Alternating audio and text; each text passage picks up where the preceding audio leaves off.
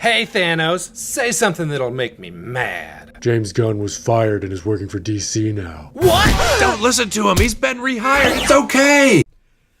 So yeah, that's probably the most accurate way to describe the entire situation in regards to Cody Rhodes, Vince McMahon, and Triple H trying to realize. I'm pretty sure Vince right now is so tempted to go all the way to Florida and start bludgeoning Cody Rhodes to death with his fists, if he even still thought he had the strength to do it, or attempt to go ahead and mutilate anyone who dare supports them. Which he's going to try and do most likely when someone like Matt Riddle goes out and says this. Hold on. Let me read. Okay. Let's see what he says. Matt Riddle says this. The face you make when you know the great era of wrestling is about to begin because of great competition. Thank you. Well, congratulations, Matt Riddle. Your dream of retiring Lesnar has just been destroyed. All in one tweet, most likely. So, yeah, that's probably not going to end well for Matt Riddle in the long run. So, yeah, pretty sure Vince is yelling out traitor now and trying to kill the meme that got popular with The Force Awakens. But, yeah, so AEW and TNT and the Time Warner Media Networks have come out revealing that, yes, we are doing it. AEW is going to have weekly television programming starting in October on TNT. Originally rumored to be TBS, but now it's on TNT, which for the first time in, 18 years since the WCW era ended. And really, it ended in 1998, but let's be honest on that. But yeah, so this was announced in the press release this morning. Warner Media partners with All Elite Wrestling for multi-platform launch of groundbreaking new wrestling league. TNT to air weekly matches later this year. Inaugural May 25th event available on BR Live and via pay-per-view. Yeah, let's go into that. You see, there's been a lot of word going around about the whole pay-per-view distributing, and people were blaming AEW, saying they got greedy or something. Yeah, they're not really in control of the pay-per-view distributing, because, one, if that was the case, every price would be the same, and two, I don't think they're happy about the deal either, because Fios has announced that they're going to charge $50, Xfinity's charging $60, BR Live streaming is charging $50, and the ITV network in the UK that recently announced that they're hosting Double or Nothing is charging in American dollars $17.95.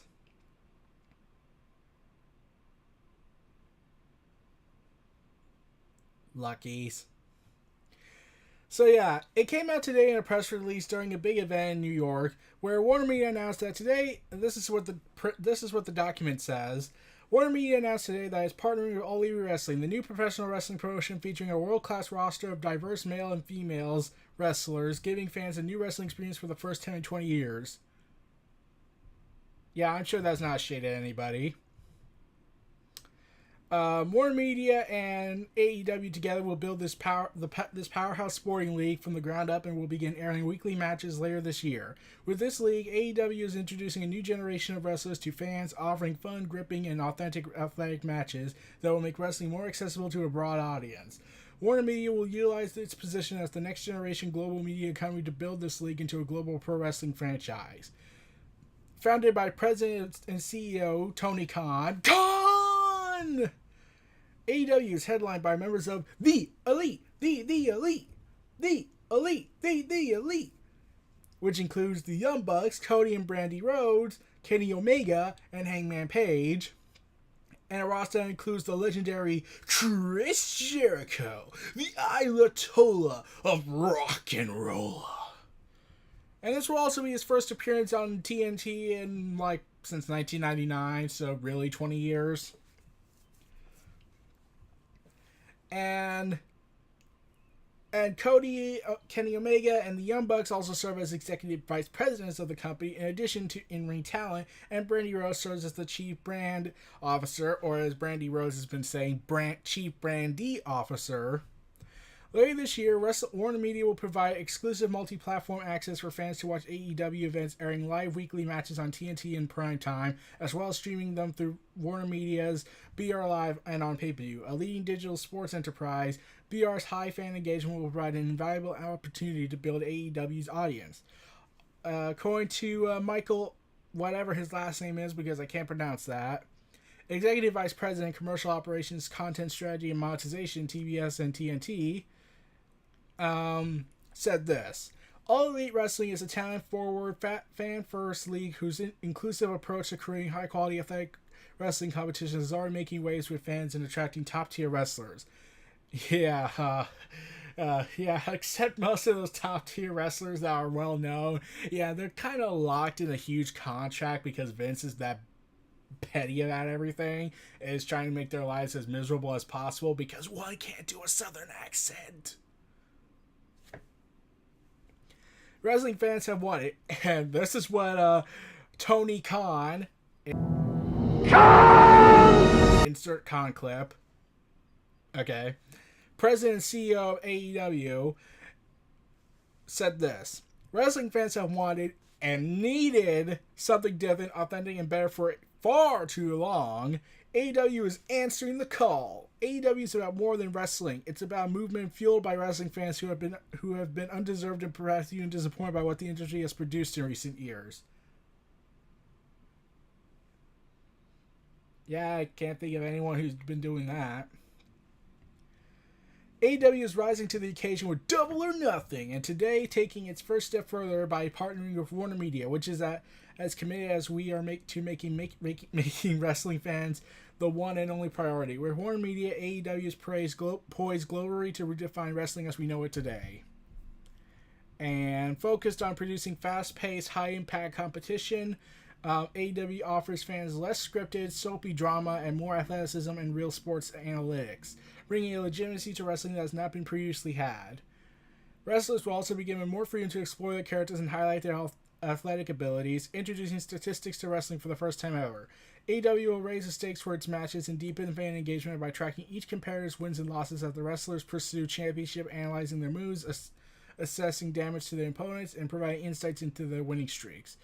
BR Live will serve as the exclusive digital streaming partner in the United States for AEW's inaugural event Double or Nothing on Saturday at the MGM Grand Arena Garden in Las Vegas. Double or Nothing, which sold out in under 30 minutes, features an exhilarating card including the headline clash between Kenny Omega and Chris Jericho, Cody taking on his brother Dustin Rhodes, who unsurprisingly was getting out of WWE to go do this, but Vince was reportedly very against it until Triple H was like, just let him leave. Just let him leave. And Vince was like, fine, because you said so. I still hate you. And then after the announcement was made, Vince was like, Hunter, I hate you so much right now, but I can't publicly say that or else we'll get screwed.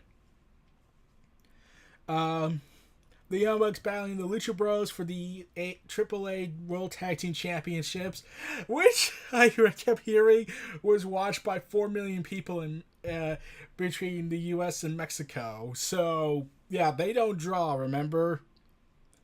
Heyman and Page will be clashing with Pac, a.k.a. Neville, and Britt Baker, Nyla Rose, and Kylie Ray competing in a three-way match. Additionally, the hour-long live pre-show special, The Buy-In, will stream on Warner Media and AEW social channels. Buy-In includes the first-ever Casino Royale, which will see 21 competitors, including Jimmy Havoc. Yeah, I'm not kidding. Jimmy Havoc signed with AEW, and he's hardcore. He's pretty much going to be Ambrose Moxley's future fighter if he joins up with AEW, which is hinted at. Billy Gunn, MJF, and Jungle Boy entering the ring in waves of 5 wrestlers every 3 minutes, followed by one final entrant, lucky number 21, all fighting it out in the ring until there's only one. And let's insert the Highlander quote. There can be only one. Okay. Whose reward will be a future title shot against the first ever AEW World Champion. So we're going to make this Battle Royal be both innovative and actually worth a damn. The media rights deal was negotiated by Khan and Bernie whatever, co-founder of Activist Artists Management LLC, an entity in which insert clip here Khan is also an investor and partner. So yeah, this was this publicly came out. People were hyped. In fact, I was so hyped I posted it and even talked about it for a little bit on Twitter for a while. In fact, I was so engrossed that I kind of may have almost been late for work. Yeah, I was interacting with people talking about this event. And let's see. Let me get my phone out, and there is a thing Cody talked about. Let's see. Underneath all the constant posts I've made and all the updates I've been getting regarding Twitter, and hold on. Okay. Cody Rhodes has publicly come out with this big plan he has. Let me read this off. Cody spoke to Variety about the big announcement and discussed his own 10-year run with WWE. Rhodes admitted that while he liked his time in WWE, he felt that it wasn't wrestling. AEW has promised all this stuff I mentioned in the press release. This is where Cody admitted. As much as I say WWE was a wonderful job, it wasn't wrestling. That's something I've learned a lot about. The grittiness and the sports-centric element of the industry that doesn't exist really anywhere else currently. We have the opportunity to seize that. And while the co-president of WWE, George whatever his last name, considers AEW to be a competition, and they are trying to say, oh, we consider a competition like NBA and Kung Fu novels to be competition, and definitely not something that we're paranoid about and causing the panic button more times than we ever did when Cena got hurt. Please watch our programming! Okay, do you have NXT on TV first? No? Then I'm afraid you're not going to get an audience this big right now. Competition raises everybody's game. Okay, and like this is said, it's going to be best for both parties. Competition raises everybody's game, Cody Rhodes said. It will raise the wrestlers' games, the creative people's games, everybody feels a sense of urgency when someone is competing with them. Yeah, except if that guy is so deluded with reality that he generally thinks he's a god because he doesn't understand the concept that he has to spend money to make money, then I think they're screwed. I'm like, Ted Turner, give the guy some semblance of credit. Yeah, WCW went out of business, but at least he didn't personally get involved in the creative process. He was like, okay, I'll just provide the finances. You guys handle the wrestling thing. Eric Bischoff, you sucked at this, so really we have a problem here. Mostly after the 83-week streak they had, and then everything went to hell because they let Hogan run things. And Kevin Nash. And Scott Hall. And Sting. And Goldberg. Lex Luger. And pretty much almost every single guy on the roster that was not a young talent. Competitive means profitable, Cody continued. It doesn't mean we have this to beat the WWE. Our job is not to worry about what the WWE is doing, not their TV clearances, not who's in the main event, nothing. We're a growing company, there are a lot of growing pains. It's a mix of creative and athletics and a lot of different things. Our focus has to be us, period. So basically we're not going to do what Impact did and try to compete with WWE. We have something, we're going to take our time with it before we ever do something that big. Whereas Impact was trying so desperate to be like WWE that Hogan came in and wrecked everything more so. When everything was working out fine, they even had their own 5-star match with AJ Styles, Christopher Daniels, I think, and Samoa Joe for the X Division Championship, and that never been duplicated since in Impact Wrestling, when it was called TNA. AEW also has officially revealed they're presenting statistics by tracking each competitor's wins and losses. Okay. One thing we really strongly want to present is win and losses mattering again in pro wrestling. That takes more than the W and the L column. We're talking about a percentage of time someone loses to this particular maneuver, percentages against somebody of this height, a whole by the numbers approach that really intrigues me. It's not a cornerstone of AEW necessarily, but it's a great peripheral element we're working on that's going to be exclusive to us. So, yeah, right now there's word going around that the current idea is to have AEW be either on Tuesday night, which is most likely in October, or Wednesday night, with Tuesday Night Dynamite as the trademark they recently made. I'm pretty sure it's going to be that. And you have to also consider that if they do Wednesday, this is what I've been saying. I really, really freaking hope that AEW does go on Wednesday night, if NXT gets a TV deal, and then we'll be doing this back to back. I'll show the clip at the end. But yeah, that's the dream I want. To basically click the remotes constantly back and forth to the point I break my hand because I'm so invested in both programs. Because you need the best of WWE to compete, to starve off, to clear the wave of AEW that's generating, where you need the NXT division. You need NXT to be taken seriously by Vince and actually be given respect and given their own network deal. I like, even Fox was like, can we have NXT as well? No. Fine, we'll take SmackDown and Lesnar. But we will get NXT guarantee that, damn it. So yeah. And if you also noticed on the GIF I posted, which is basically a recreation of that video where TNT said that we're back in the wrestling business, which I was like, damn it, you were so close. The reason why I was a little upset about that wasn't because they said that. They could have done what Ted Turner did when he called Vince. Okay, so in the documentary about the Monday Night Wars series on WWE Network, Ted Turner, according to Vince, called him and said, hey, I'm in the wrestling business. And Vince, being an idiot, a dismissive jackass, was basically saying bullshit. Yeah, I went there. Saying that sports entertainment is clearly different from wrestling. They should have said, we're back in the wrestling business. That would have been a great callback.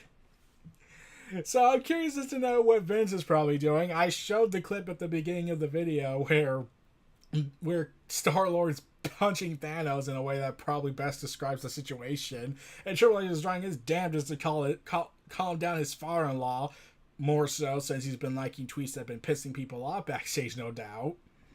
But yeah, back to this. So yeah, this means that there's a big plan coming here. Cody has a big plan in store for AEW. The Khan family have a 5-year plan, and they're going to do a lot of things, I can guarantee that.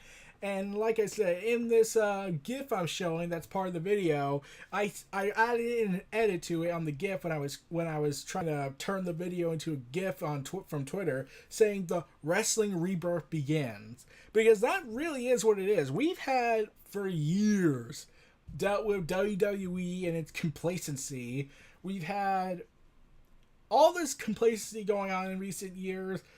If I had to take a guess, it would be probably since 2013. Like, things were looking promising, but then Vince McMahon hated the Wyatt family. He wrecked up Roman Reigns' big push. Seth Rollins was being treated as a chump as WWE champion. Becky Lynch had to organically grow herself, and the fans had to demand her to be a face.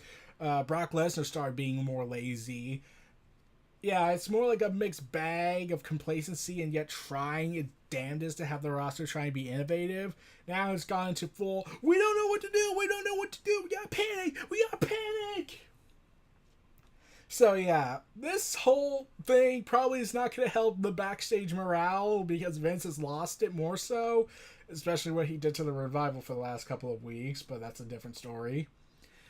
But yeah, I've spoken with a bunch of people. They've all expressed that, yes, we are excited for this. We have been craving for an alternative. I called it the alternative era, but I'm also now calling it the rebirth era, because this is going to kickstart a massive rebirth for people. Like, it started growing and growing. It started getting good again for fans to get variety when New Japan Pro Wrestling exploded with the Kenny Omega and the Bullet Club stuff. Impact Wrestling underwent its own little rebirth, and now look at where they are now, trying to climb themselves back up. But they're still struggling with attendance stuff and TV networks. But creative wise, they're doing awesome. You got NWA getting a rebirth thanks to the Elite and All In. You got Ring of Honor getting a lot of attention, especially with G1 Supercard. Yeah, it's like at NXT, the developmental place kicking the main roster's ass every single week. So yeah, this has been a glorious moment. And like, once AEW comes in, it's gonna set that floodgate wide open for people. I'm hoping for that. I'm hoping for a lot of things, actually. I know I'm probably overhyping myself, but at least I'm not overhyping myself that they're going to put WWE out of business. Like, okay, one, AEW just started. It's not that yet. It's not at that level where it could theoretically put WWE out of business. Vince is destroying himself, quite honestly, without competition. So, yeah. This is going to be a very interesting event. And yeah, a Double or Nothing, I want to watch it and talk about it. I most likely will, so I will most likely be spending $50 for this. But damn the expense! Besides, I get paid tomorrow, so really, I'll be covered. So yeah, I'm hyped for that. This is a great day for wrestling fans. Like, everyone's been overjoyed. Everyone's happy. Like, there's some who are skeptics about this. Like, I understand that because you've been disappointed with this, and now you're getting this big thing, and then everyone's making these huge promises. And, like, everything could change by the time we get to October, or especially even Double or Nothing. But, yeah. So, this is going to be very big for a lot of people, and a lot of people are probably going to be ecstatic. A lot of unknown talent in AEW already that's ready to start making a name for themselves, like Sunny Kiss, and even I can't remember this transgender wrestler's name, but they I've always been curious what Vince would have done, considering what happened with the whole James Ellsworth story that I've covered so many times that I raged in the Clash of Champions video, but I don't feel like going back to that phase.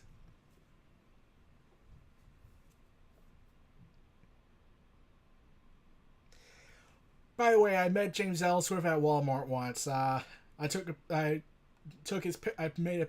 picture with him. Well, I didn't really stand with him. I just did a standard picture with him. Like, I took the camera and made a picture, and I was trying my damnedest not to ask the question, how did it feel when Vince McMahon was trying to do a transgender stupid angle with you? Because I didn't want to disrupt that kind of privacy, especially backstage stuff, if he's ever offered a return, and I don't want to be the guy that gets the blame that say, I ruined your chance. So, as tempting as that might have been to ask the question, I chose not to. But back to this. AEW, I am wishing you the best of luck to get this off the ground, to make something big out of this, to leave an impact. Like, you're already doing it. Like, I keep advocating that they should call a wrestling event called Rebirth, because that's really what this is going to become soon. And I'm just ecstatic for this, man. Can't wait for it. May 25th is coming around, and then we had to wait, and then we got Fight for the Fallen, and I think an event between the two, and then we got to get to October, and there's so many unknown variables going on, like CM Punk probably coming back and probably joining them, especially since WWE didn't fire the guy that almost killed the guy. I'm not kidding. I covered that in the podcast with the Elite member, with the Elite Wrestling guys, and with Courtney. So, yeah, I'm looking forward to this golden era we're going to get, this rebirth we're getting. I'm ecstatic. I bet a lot of people are ecstatic too. And not bad for a company that hasn't had its first official show yet and just being a t-shirt company. Right? Right. So, yeah, those were my thoughts on AEW on TNT announcement. This was Neo Reality Entertainment. If you like, comment, subscribe, and donate, and to do for more. And take us away. Michaels down with a super kick. Yes! Sweet Tim music. No! Stop this! Choke slam! Stop this! Trying to put the Undertaker in a body bag. Here they come! Down goes Vince again, and now a right hand. 6. He's fighting off all of it. Look at this! Unbelievable what he's done. Before the end of the fight, I can assure you. Oh, nice move. Ring. Oh, wait a minute. Wait just a minute. And Michaels can't believe it. Oh, hey. Oh, okay. Sting. All right. It's Sting. Okay. Look at Michaels climbing up with a tight tombstone on a steel. He dropped the bat, and he's fighting them. Each and every man. Piper, you're first. He'll do anything to escape.